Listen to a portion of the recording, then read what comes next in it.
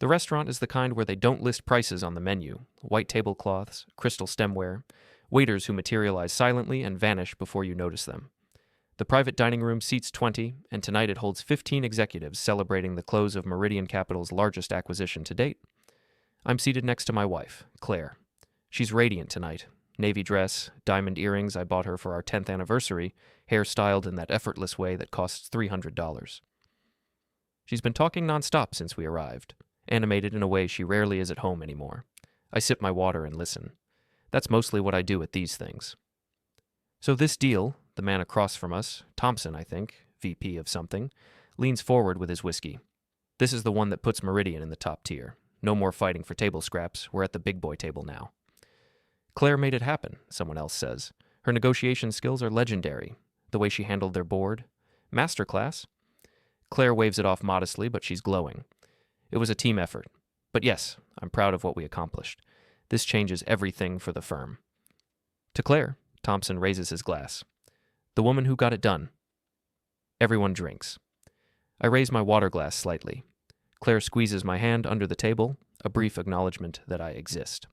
The conversation flows around me. Market analysis, strategic positioning, names I don't recognize making decisions that affect billions. I nod occasionally, maintain an interested expression, but don't contribute. This is my role at these dinners. Present but peripheral. Supportive but silent. And who's this? A woman I haven't met. Expensive jewelry, calculating eyes, gestures at me with her wine glass. I don't think we've been introduced. The table quiets slightly. Eyes turn to me. Claire laughs. That particular laugh she uses when deflecting awkward questions. Oh, don't mind him. That's just Michael. He's here to drive me home. The table smiles. A few people chuckle. One person, a younger exec who's had too much champagne, actually claps like it's a punchline that landed perfectly. Smart, Thompson says. These dinners go late. Good to have a designated driver. Exactly, Claire says brightly. Can't be too careful. Plus, Michael doesn't drink anyway, so it works out perfectly. She pats my hand, affectionate, dismissive, the gesture you'd give a helpful service provider. Well, thank you for your service, the woman with the jewelry says to me, half joking, fully condescending, making sure our star gets home safely. I smile politely. Happy to help? Claire jumps back into conversation, and I'm forgotten again. Just the driver. Just furniture and a nice suit. I finish my water and check my watch. 9:47 p.m. In approximately 11 hours, this table's understanding of who I am will change dramatically. But for now, I sit quietly and wait. Let me tell you how we got here. Let me tell you about the slow erosion of a marriage where success redefined worth. Claire and I met 12 years ago at an industry conference in Chicago. She was a junior analyst at a boutique investment firm, presenting on emerging markets. I was running a small consulting company, specialized advisory for private equity deals, and sat in on her panel out of professional interest. She was brilliant, sharp, asked questions that cut through the usual conference bullshit and got to substance. After her panel, I introduced myself.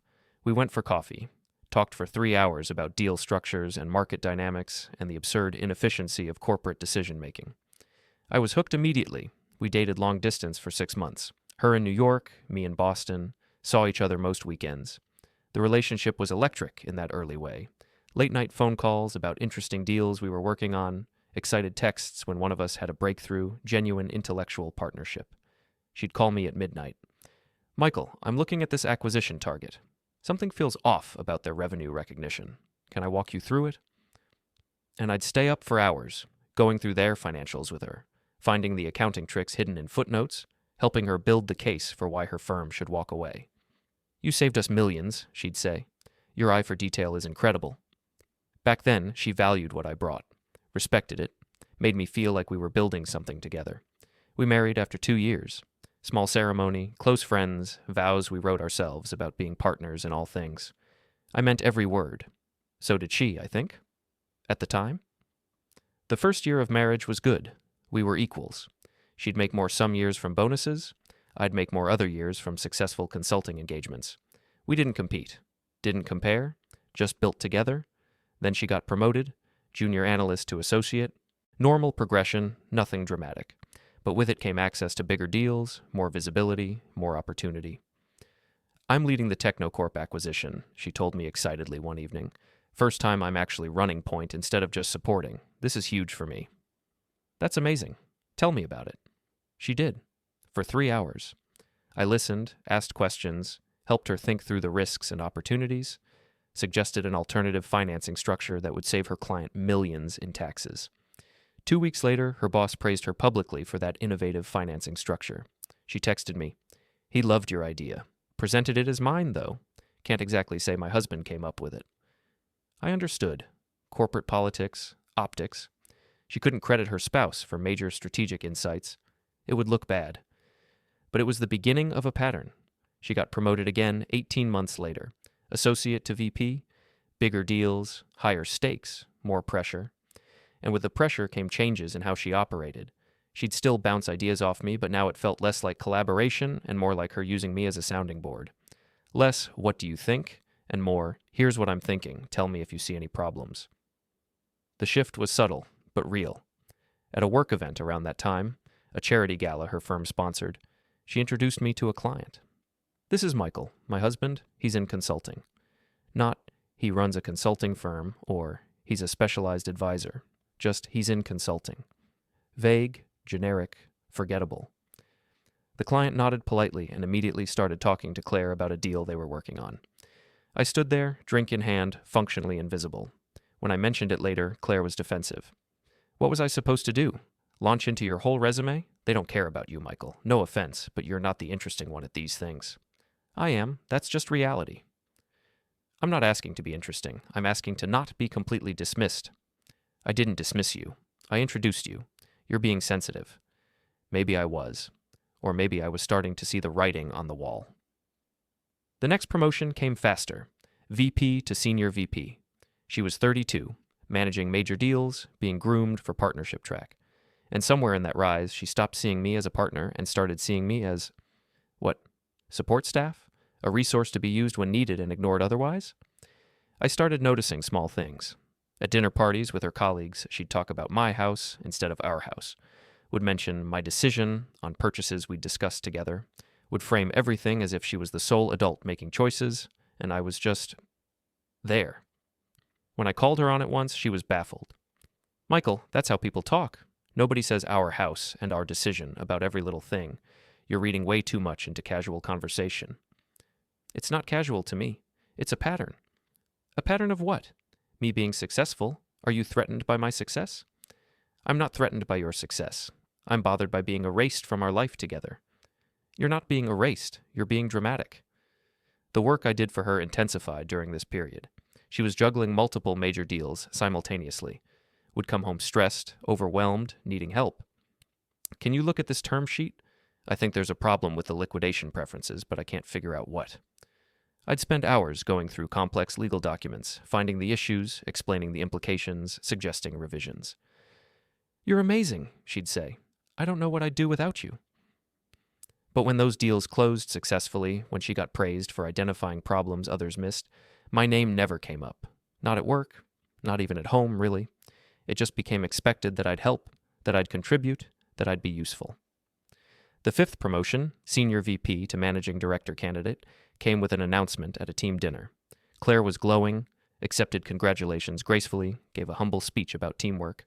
I was sitting 3 chairs down from her, invisible. Nobody knew who I was or why I was there. Afterward, in the car, I asked, "Why didn't you mention me when you were thanking people?" "Thank you for what?" "For the work I've done on your deals, for the hours I've spent reviewing documents and finding problems and helping you succeed." "Michael, I can't thank my husband at a work dinner. How would that look?" "Like you have a partner who supports you? Like I need my husband's help to do my job, like I can't succeed on my own. That's career suicide for a woman in finance.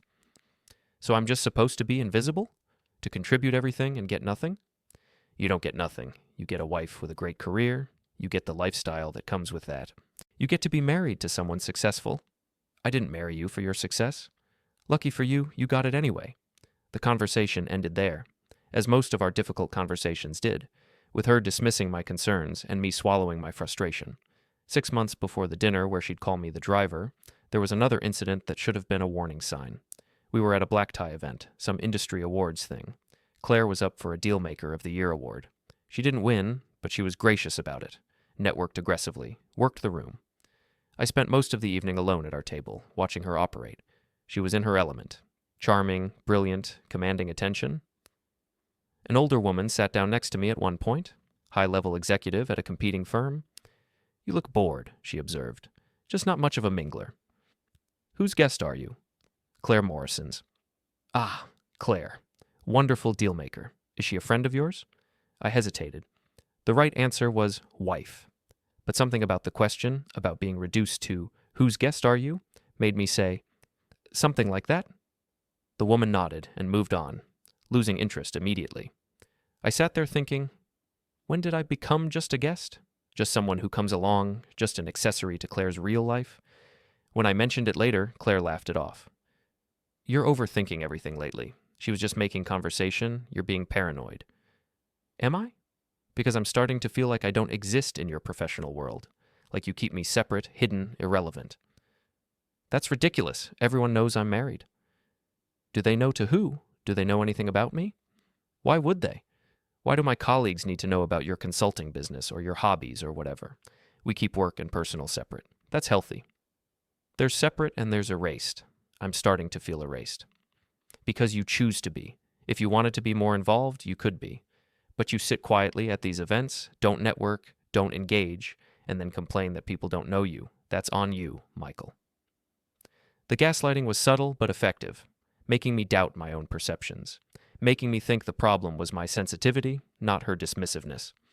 I started pulling back, stopped attending as many events, stopped offering unsolicited help with her deals, stopped trying to be part of her professional life. She barely noticed. Or if she did, she didn't mention it. The role I'd played, the invisible advisor, the uncredited consultant, the useful shadow, was so well established that my reduced presence just meant she had to work slightly harder. Find other people to bounce ideas off. Pay for analysis she used to get free. But she adapted. She always adapted. What she didn't adapt to was the idea that I might have value beyond usefulness, that I might deserve recognition beyond private thank yous, that I might be more than just her driver, her analyst, her support system. 6 years ago, when Gerald Morrison first approached me about the oversight role at Meridian, I almost said no. "Claire works there," I told him. "It creates a conflict." "Not really," Gerald said. "You'd be reviewing deals, not managing them. She's on the execution side, you'd be on the governance side, completely separate functions. She won't like it. She doesn't need to know the details. We can structure this quietly. Most people won't even know you have final sign-off authority. It'll just be part of the compliance framework." "Why do you want me specifically?" Gerald leaned back, considering. "Because you're good. Because you're careful. Because you don't have an axe to grind or an empire to build. You just do thorough work. That's rare. I'd be reviewing my wife's deals. You'd be reviewing everyone's deals. Hers would be a small fraction. And honestly, Michael, from what I know of you, you'd probably be harder on her deals than anyone else's, just to avoid any appearance of favoritism." He was right about that. I took the role. The money was excellent, a significant retainer plus equity. The work was interesting, and there was something satisfying about having real authority, even if it was exercised quietly. Claire knew I did some consulting for Meridian. I told her I was reviewing documentation, providing analysis, normal advisory work. She nodded, barely interested, and went back to her own work. She never asked for details, never wanted to know exactly what my role entailed, never questioned why Meridian would pay me a 6-figure retainer for documentation review. She just wasn't interested, because if it didn't directly benefit her, it didn't matter. For 6 years, I reviewed every major deal Meridian attempted. Approved most of them. Slowed down a few. Stopped 2 entirely because the risk wasn't justified.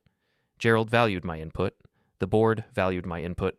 I was doing exactly what they'd hired me for, being the careful, objective voice that prevented the firm from making catastrophic mistakes in pursuit of fees. Claire benefited from this work constantly without knowing it. Deals she worked on that I approved went smoothly. Deals I flagged for revision came back stronger.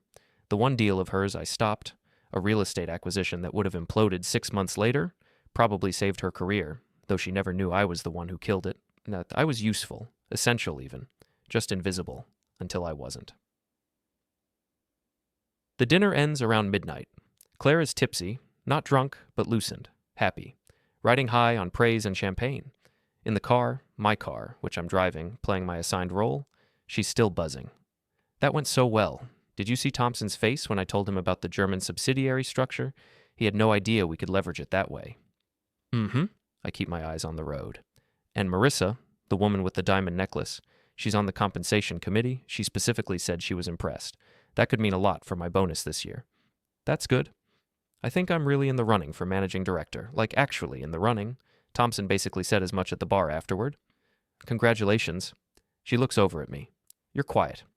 Just focused on driving. She laughs, squeezes my arm. I know tonight was probably boring for you, all that finance talk, but it means a lot that you come to these things. Really. Sure. Are you upset about something? No, just tired.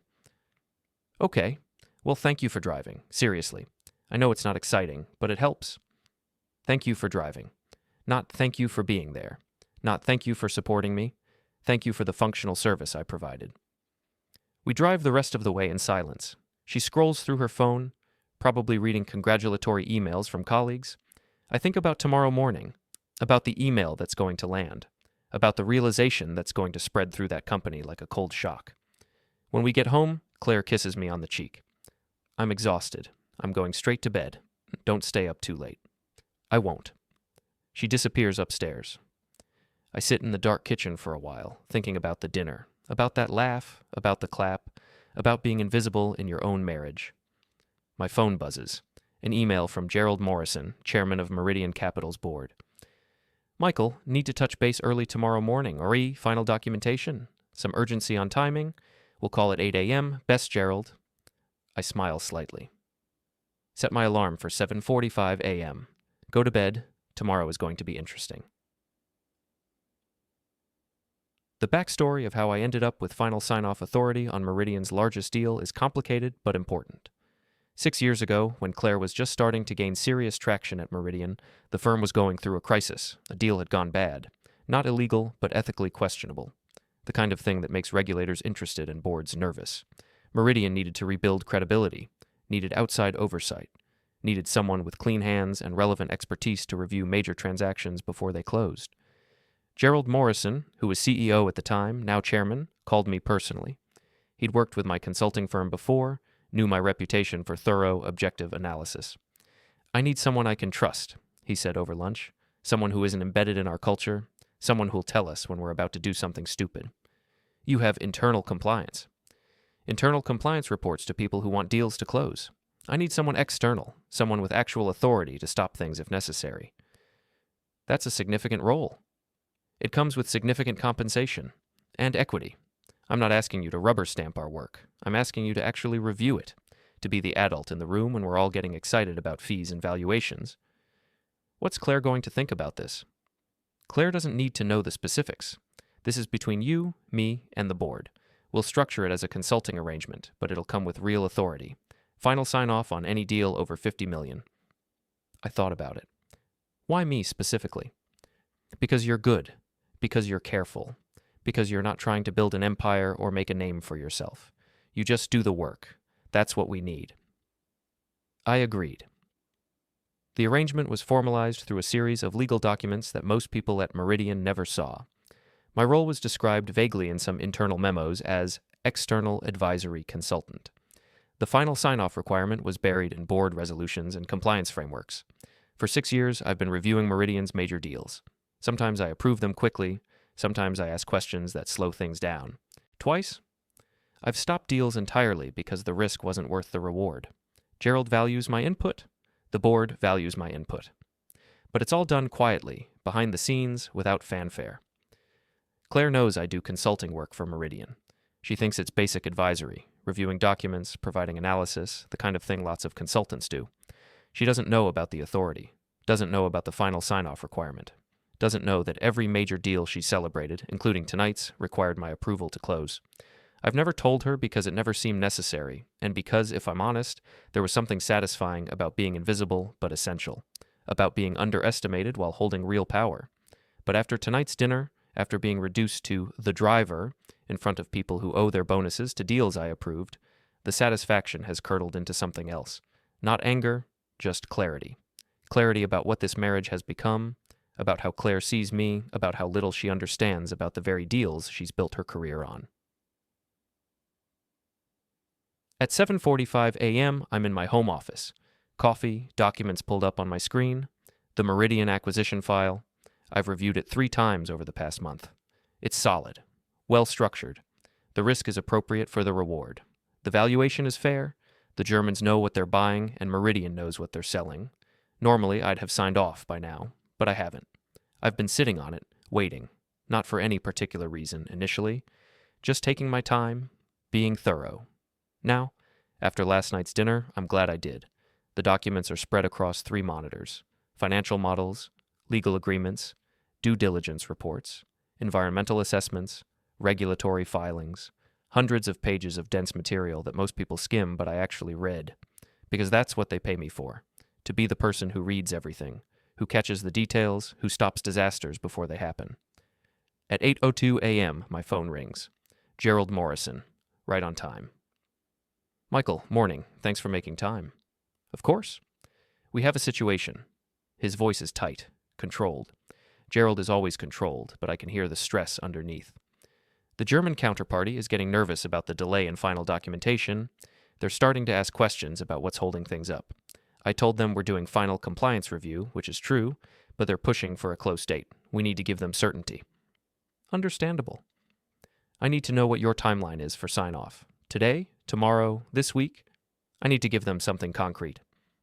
I'm still reviewing. A pause. Gerald is too experienced to show frustration directly, but I can hear it in his silence. The kind of silence that means someone is counting to 10 before responding. Michael, you've had these documents for 3 weeks. I know you're thorough, that's why we hired you, but is there a specific concern? Something we need to address? Some element that's problematic? Just being thorough. It's a complex transaction. It is, and we vetted it extensively. Claire's team did excellent work. Our internal compliance reviewed it. Our external counsel reviewed it. The board reviewed it.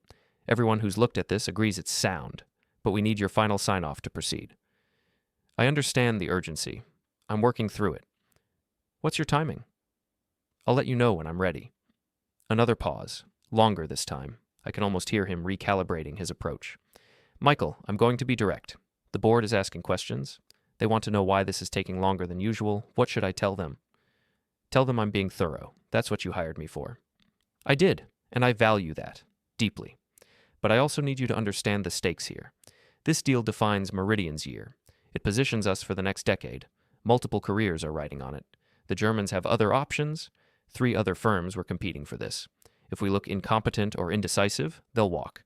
And if they walk, this doesn't just hurt Claire's team, it hurts the entire firm. Then I suggest everyone stay patient while I complete my review. How long? I'll be in touch when I'm ready. Michael. His frustration is breaking through now. We're partners in this. I need you to work with me. What would help you move faster? Do you need more documentation, different analysis, another expert review? Tell me what you need, and I'll get it for you. I have everything I need. I just need time to review it properly. You've had 3 weeks. And I'm using that time appropriately. Are you? The question hangs there, loaded with implications he's too professional to state directly. Gerald, with respect, this is why you gave me final sign-off authority, so I could take the time needed to do it right, without being influenced by internal pressure to close deals quickly. If you start pressuring me to rush, the entire arrangement loses its value. He knows I'm right. The whole structure of our relationship is built on my independence. If he undermines that, he undermines the governance framework the board requires. All right, he says finally, resignation in his voice. Please keep me posted. Daily updates would be helpful, even if it's just still reviewing. I need to give the board something. I'll do what I can. Thank you. And Michael? I mean this sincerely. I trust your judgment. If you're taking this long, I'm confident you have good reason. I just wish I understood what that reason was. The reason is thoroughness. Right, of course. I'll wait to hear from you. We hang up. I sit back in my chair, sipping coffee, looking at the documents that could close today or next week or next month, depending entirely on my timeline. The power is strange, quiet. Most people at Meridian have no idea I have it. Even Claire doesn't fully understand it. They see me as a consultant, someone advisory, someone peripheral. But in this moment, I'm the most important person in the deal, the only person who can actually make it happen. From upstairs, I hear Claire getting ready for work, shower running, hair dryer, her morning routine, unchanged by last night's dinner, unaware of the chaos about to hit her office. I could sign the documents right now. End this. Let the deal close. Let Claire have her victory and her promotion and her moment of glory. Or I could wait, not vindictively, not with malice, just thoroughly, professionally, taking the time the review process deserves. I decide to wait. I open my email. Start drafting questions about elements of the deal I've already reviewed, not because I have real concerns, but because asking questions is part of thorough review. Because due diligence means examining everything, even things that seem fine. I send 3 questions to the Meridian deal team. Technical questions about tax treatment, regulatory questions about German jurisdiction, financial questions about currency hedging, all legitimate, all reasonable, all things that will require research and documentation to answer properly, all things that will take time. At 9:15, my email pings with responses from the deal team. Quick responses, clearly written by people who've been staring at their inboxes waiting for communication from me. The answers are good, thorough, well documented. I send follow-up questions. Because that's what thorough review looks like. Question, answer, deeper question, refined answer. The iterative process of actually understanding complex material instead of just skimming it. By 9:45, I've generated a full email chain of questions and answers. Nothing that changes my fundamental assessment, the deal is sound, but enough to demonstrate that I'm doing actual work, not just sitting on documents arbitrarily. At 9:30 a.m., Claire comes downstairs. She's dressed for the office. Power suit in charcoal gray, white blouse, the subtle diamond necklace I bought her for our anniversary, her armor, the costume of success. "Morning," she says, grabbing her travel coffee mug from the counter. "I've got back-to-back meetings all day. Board presentation this afternoon about the German deal. Probably won't be home until late." "Okay. Did you sleep well?" "Fine." She pauses in her efficient morning routine, looking at me. Really looking, which is rare these days. "Are you sure you're not upset about something? You've been weird since last night." "Not upset, just thinking." "About what?" "Work stuff." "Your consulting thing?" "Your consulting thing. Like it's a hobby. Like it's not a 6-figure retainer and substantial equity position. Like it's not a serious professional role with real authority." "Yeah, my consulting thing." "Well, don't work too hard. It's not like you're closing billion-dollar deals." She smiles, kisses the top of my head with that distracted affection that feels more like muscle memory than emotion. "See you tonight?" She leaves. The house goes quiet. I hear her car start, pull out of the driveway, disappear down the street. I go back to my office and pull up the email I drafted last night, the one to Gerald, the one that will eventually approve the deal. I could send it now, could end all of this with a click. Instead, I save it again, set a reminder to revisit it tomorrow. Then I start drafting more questions for the deal team. Around 11 a.m., my phone rings again, a number I don't recognize. I let it go to voicemail. 2 minutes later, another call from a different unknown number. Voicemail again, then a text from a number that shows up as Thompson R. in Meridian. "Michael, this is Richard Thompson, Senior VP at Meridian. We met last night at the dinner. Need to discuss the German deal urgently. Can you call me?" I don't respond. Another text. "This is time sensitive. Please call as soon as possible." I put my phone face down on my desk and go back to my documents. At 11:30, my phone rings again. This time, it's Claire. I answer. "Hey, quick question." Her voice is strained, artificially casual. "Have you heard anything from Meridian today? Like, have they reached out to you about anything?" Interesting. She's sensing something. "Why do you ask?" "I don't know. The vibe is weird at the office. People are stressed. Gerald is in emergency meetings. Nobody will tell me what's going on, but something is." You haven't heard anything?" "Gerald called this morning. Routine check-in about a review I'm doing." "A review of what?" "Some acquisition documents. Standard stuff." "Which acquisition?" I pause. Let the silence stretch just long enough to make it significant. "The German deal." The silence on her end is absolute. I can hear her processing, assembling pieces she didn't know were connected. "Wait, you're reviewing the German deal? My deal?" "I review all major Meridian deals. You know that." "I know you do some consulting work, but I didn't realize you were involved in this one. Why haven't you mentioned it?" "You never asked what I was working on." "Michael, this deal is supposed to close this week. We're presenting to the board today. Why haven't you approved it yet?" "I'm being thorough." "Thorough? It's been 3 weeks." "How much more thorough do you need to be?" "As thorough as necessary to do my job properly." "Your job?" "Michael, you're a consultant. You look at documents and write reports. You don't have authority to actually stop anything." There it is, her fundamental misunderstanding of what I do. What I've been doing for 6 years, what gives me leverage in this moment. Claire, do you actually know what my role at Meridian entails? Of course. You review deals, you provide analysis, you give recommendations to the deal teams. I don't give recommendations. I give approval or denial. Nothing over $50 million closes without my signature. Silence. Long, processing silence. What? Every major deal Meridian has done for the past 6 years required my final approval, including this one. That's not... Why wouldn't I know about that? Because it's a board-level governance arrangement. It's not publicized internally. Only senior leadership and the board know the specifics of my authority. But I'm senior leadership. You're senior leadership in deal-making. This is governance. Compliance? A different domain entirely. Michael. Her voice is tight now, professional courtesy barely containing anger. Are you seriously telling me that you have the authority to kill my deal? I have the authority to approve or not approve it. Yes. And you haven't approved it yet because... Why? Because you're mad about last night? Because I called you my driver? So she knows. Of course she knows. She's not stupid. She knows exactly what this is about, even if she won't admit it. This has nothing to do with last night. I'm doing the same thorough review I always do. If anything, I'm being extra careful because it's your deal. I don't want any accusations of favoritism. Favoritism? Michael, we're married.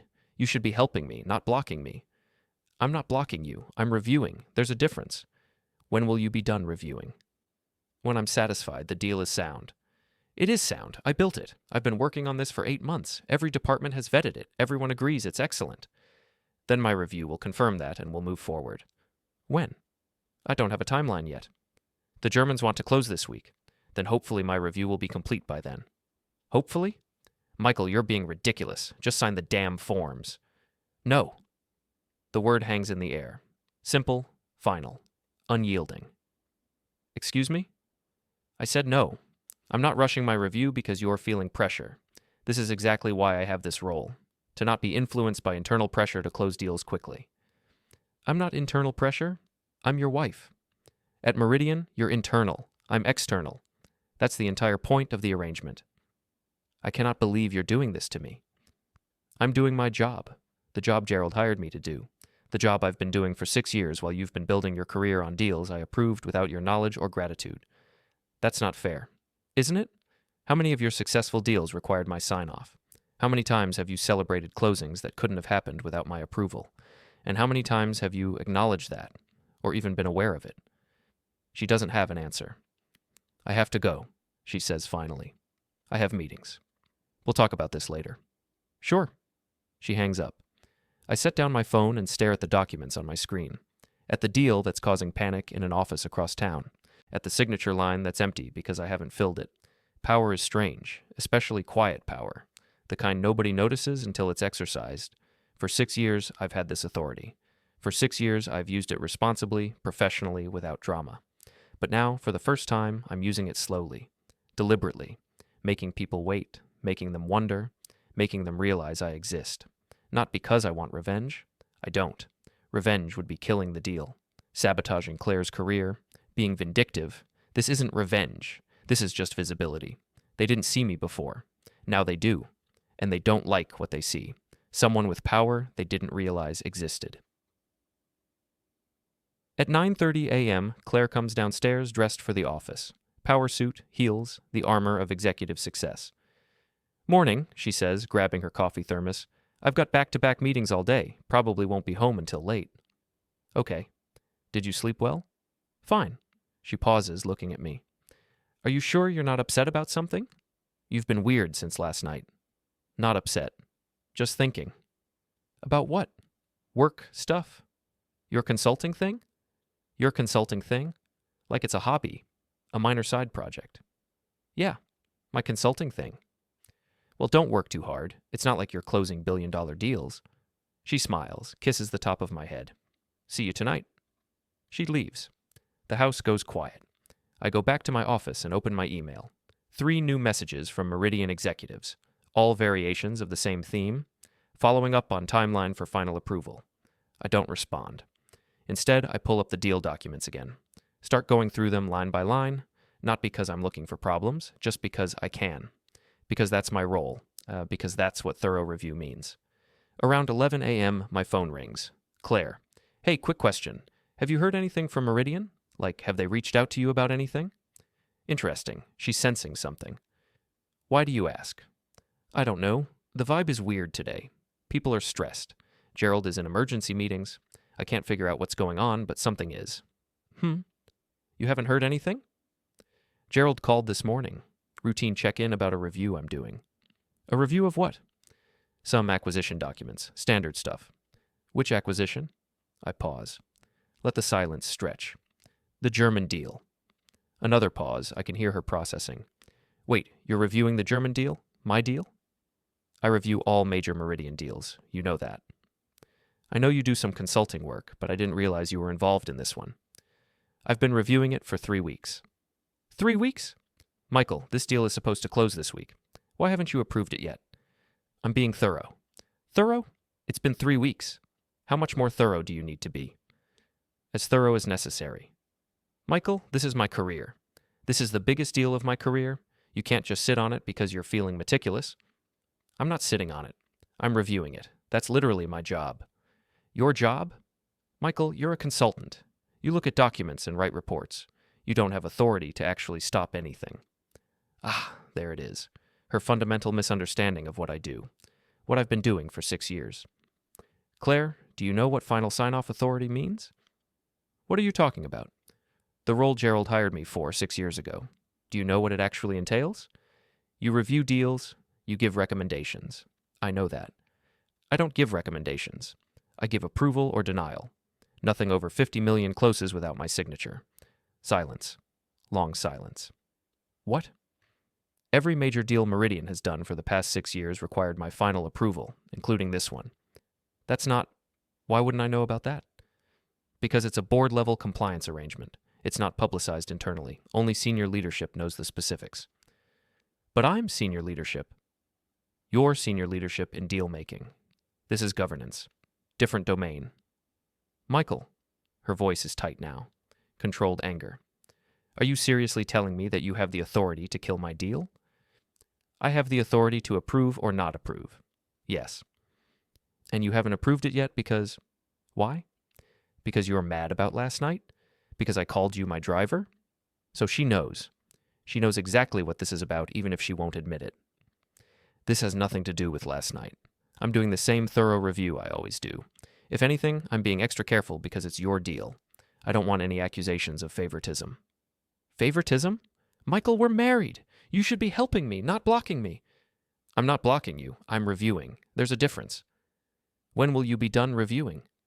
When I'm satisfied the deal is sound. It is sound. I built it. I've been working on this for 8 months.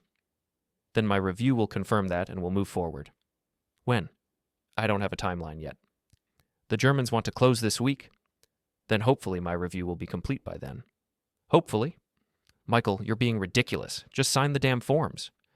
No. The word hangs between us. Simple, final. Excuse me? I said no. I'm not rushing my review because you're feeling pressure. This is exactly why I have this role, to not be influenced by internal pressure to close deals quickly. I'm not internal pressure. I'm your wife. At Meridian, you're internal. I'm external. That's the point.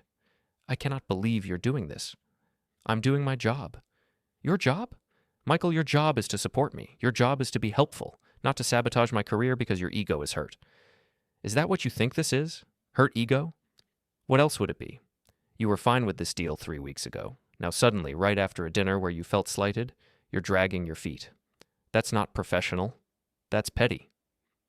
If I wanted to be petty, Claire, I'd have signed off weeks ago and let you have your moment. The fact that I'm doing actual thorough review is me being professional. So you're going to sit on this indefinitely, just to prove a point? I'm going to complete my review on my timeline, same as I do with every deal. This is unbelievable. I have to go. I have to figure out how to manage this. She hangs up. I set down my phone and go back to the documents. By afternoon, the situation at Meridian has apparently escalated. I get a call from Thompson, the VP from last night's dinner. Michael? Hi, this is Richard Thompson from Meridian. We met briefly last night at the celebration dinner. I remember. Listen, I'm calling because there seems to be some confusion about approval workflows. We're trying to close the German acquisition, and there's apparently a holdup in compliance. Gerald mentioned you might be the person to talk to. I'm reviewing the documentation, yes. Okay, great. So what's the issue? What can we clarify for you? There's no issue. I'm just completing my review.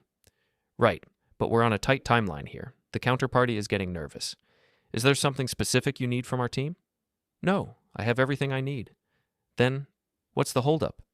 There's no holdup. I'm being thorough. How much longer do you need? I'll let Gerald know when I'm ready. Michael, I don't think you understand the stakes here. This deal is critical. Claire has worked incredibly hard on it. Multiple teams have vetted it. We need to close this week. I understand the stakes. So you'll expedite your review? No, I'll complete it properly. This is absurd. With all due respect, you're a consultant. You don't have authority to actually hold this up. Interesting how that misconception keeps surfacing. You should check with Gerald about my authority. I think you'll find I have exactly the authority needed to hold this up. This is Claire's deal. Her career is riding on it. You're her husband. Surely you want to help her succeed? I do help her succeed, by ensuring the deals she works on are sound. This deal is sound. Everyone agrees. Then my review will confirm that. When? When it's complete. He's frustrated now, trying to maintain professionalism while clearly wanting to yell. Michael, I'm going to be direct. This looks bad. It looks like personal issues are interfering with business. People are starting to wonder if there's a conflict here. There's no conflict. I'm doing exactly what I was hired to do. By delaying a deal your wife built? By reviewing it thoroughly, same as I'd review any deal. He makes a frustrated sound. I'm going to escalate this to Gerald. That's appropriate. He hangs up. 20 minutes later, Gerald calls again. Michael, we need to talk. I've got the entire executive team breathing down my neck. Thompson thinks you're sabotaging Claire's deal because of marital issues. Is there any truth to that? No. Then what's going on? You've never taken this long on a review before. I've taken 3 weeks before, on the aerospace deal 2 years ago, on the pharma deal last year. Those were problematic deals. This one isn't. I'm being thorough.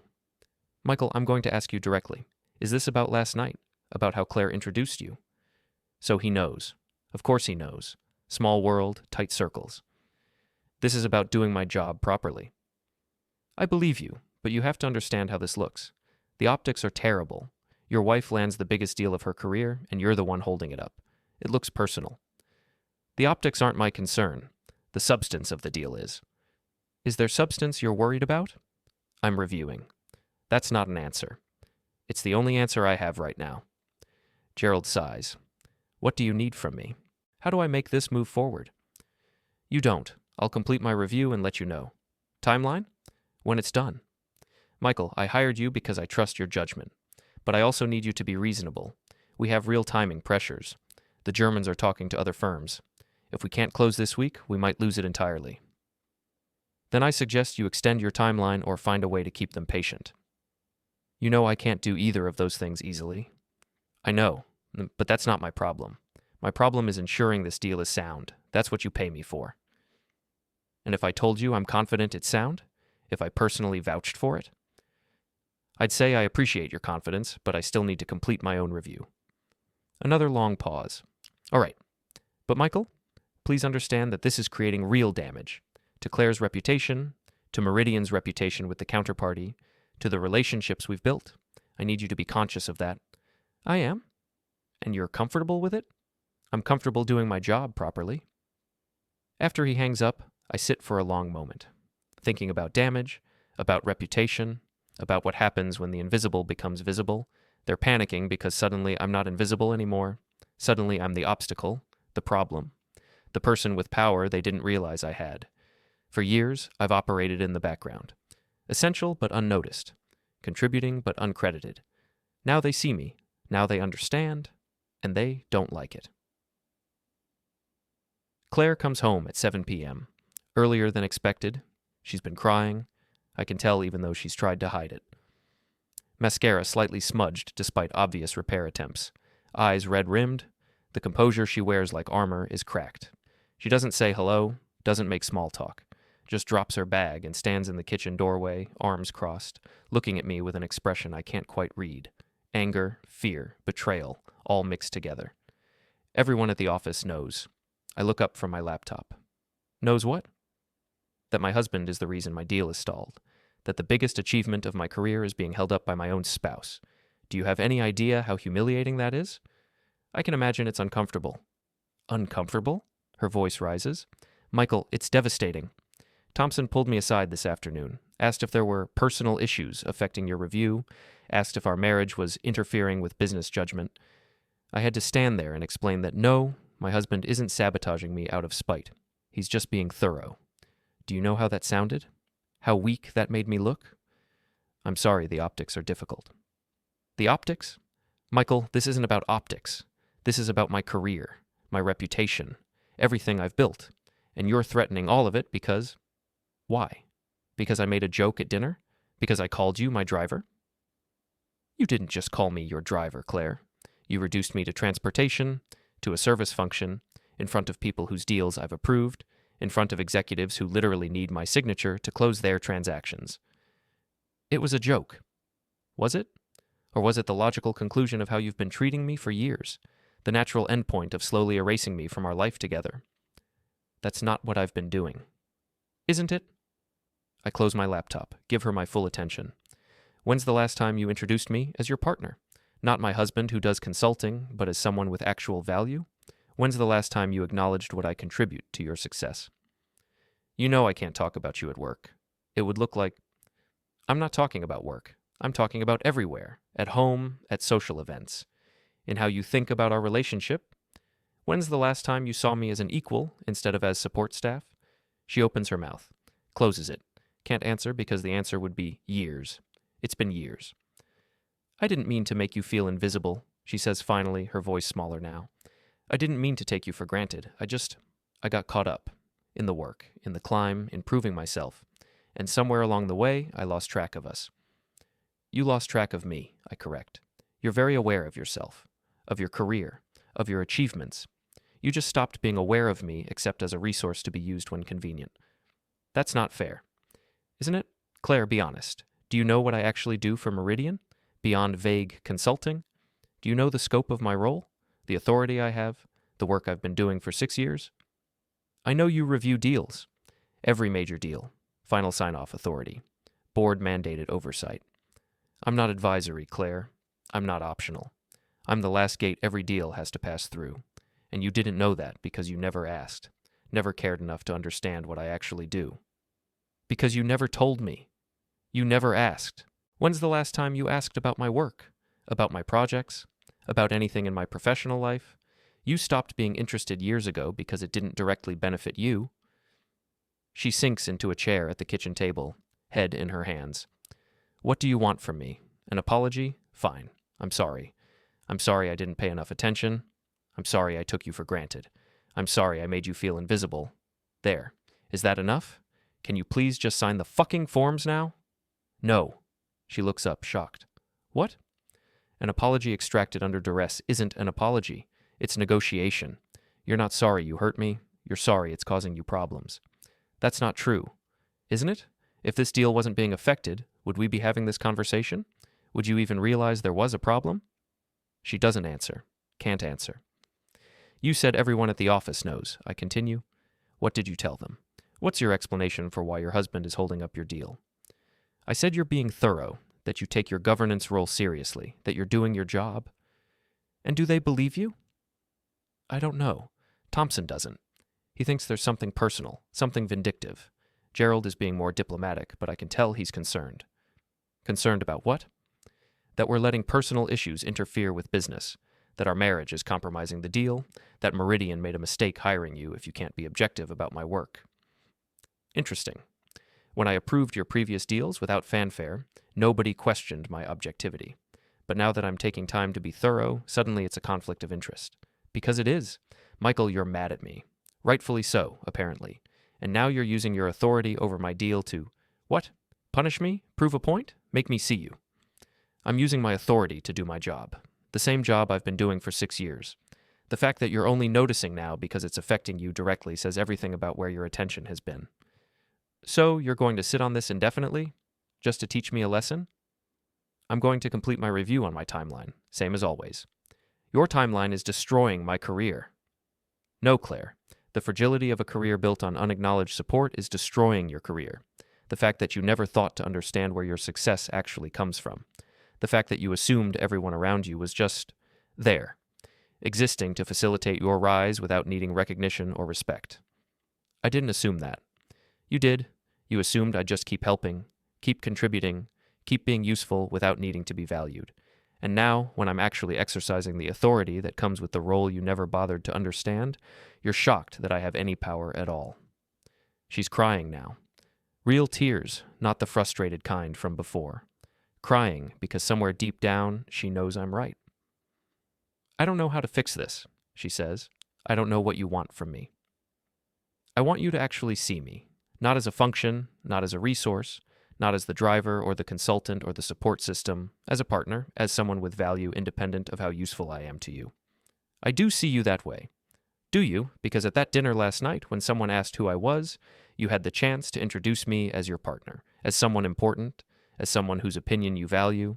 Instead, you made a joke, reduced me to transportation, and the table laughed. Because that's how you framed me, as someone insignificant. I didn't mean it that way. How did you mean it?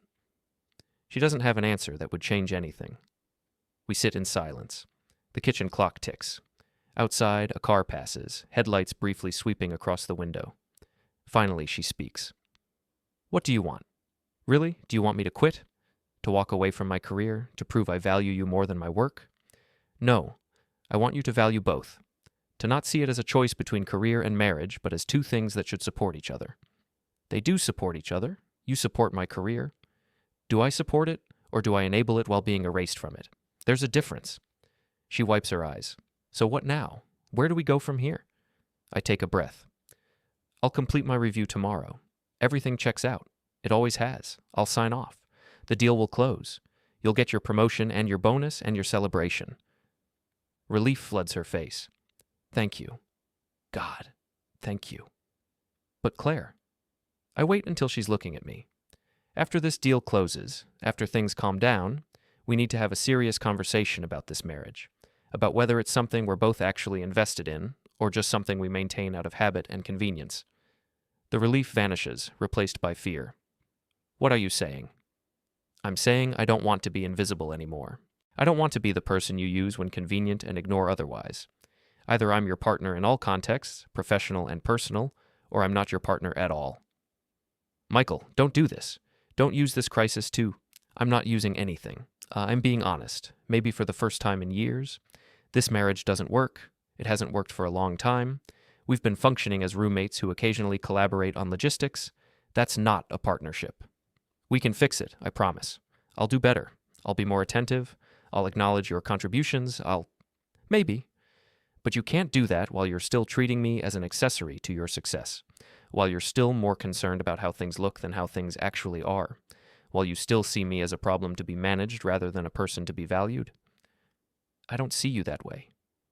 You called me your driver, in front of people I have authority over. That's exactly how you see me. She starts crying again. I'm sorry. I really am. I didn't mean to hurt you. I didn't mean for any of this to happen. I know, but intent isn't the same as impact, and the impact of years of being diminished doesn't go away with one apology under pressure. What can I do? Tell me what to do to fix this. Start by seeing me, really seeing me, not as what I can do for you, but as who I am.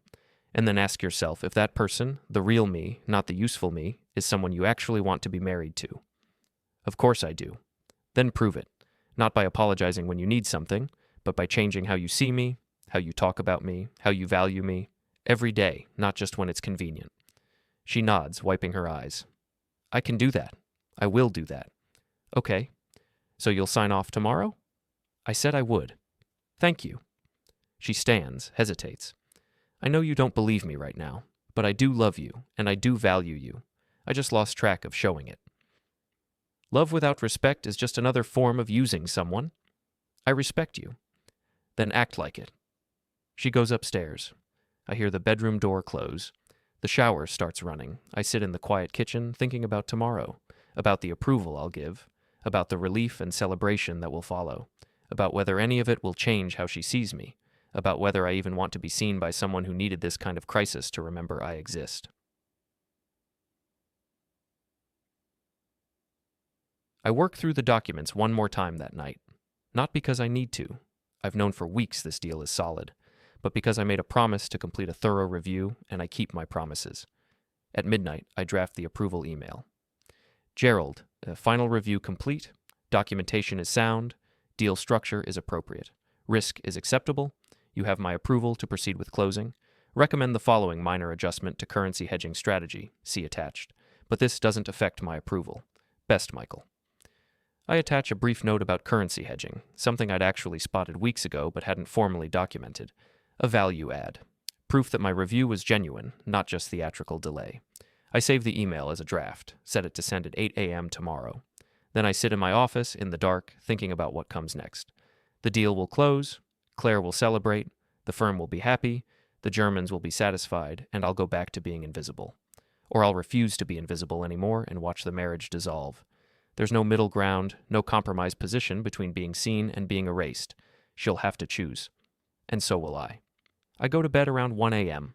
Claire is asleep, or pretending to be. I lie in the dark, listening to her breathe, and wonder if this is the last time we'll share a bed or just another night in a marriage that's been functionally over for years.